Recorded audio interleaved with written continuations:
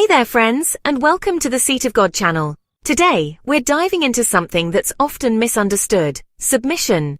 Many see it as weakness, but the Bible paints a different picture.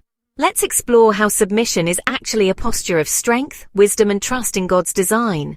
First off, let's look at Jesus Christ. Philippians 2:5-8 NIV says, "In your relationships with one another, have the same mindset as Christ Jesus, who being in very nature God, did not consider equality with God something to be used to his own advantage. Rather, he made himself nothing by taking the very nature of a servant. He humbled himself by becoming obedient to death, even death on a cross."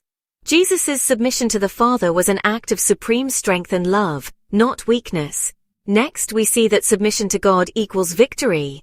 James 4:7 ESV tells us, "Submit yourselves therefore to God, resist the devil and he will flee from you." Submission to God is spiritual warfare. It defeats evil.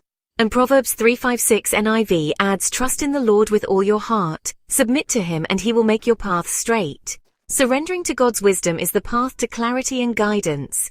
In our relationships, submission takes on a beautiful form. Ephesians 5:21 NIV says, "Submit to one another out of reverence for Christ."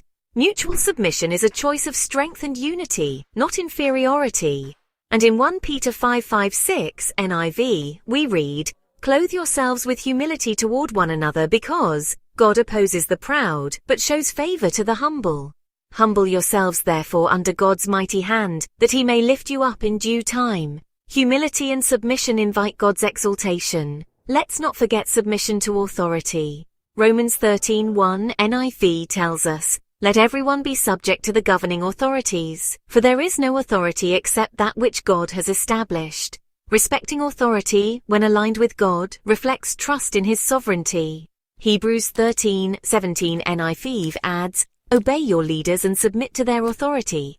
They keep watch over you as those who must give an account. Do this so that their work will be a joy, not a burden." Submission fosters healthy community and accountability.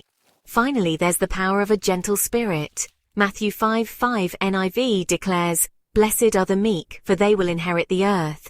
Meekness or strength under control is kingdom power. 1 Peter 3:4 NIV encourages, "Your beauty should be that of your inner self, the unfading beauty of a gentle and quiet spirit, which is of great worth in God's sight." Gentleness is a mark of eternal value. So why does submission not equal weakness? It's a choice, not coercion. It requires courage to trust God's plan. It mirrors Jesus, the King who served. True strength is the ability to yield to a higher purpose. Let's embrace the strength in submission, trusting that God's design is always for our good. Thanks for watching, and God bless.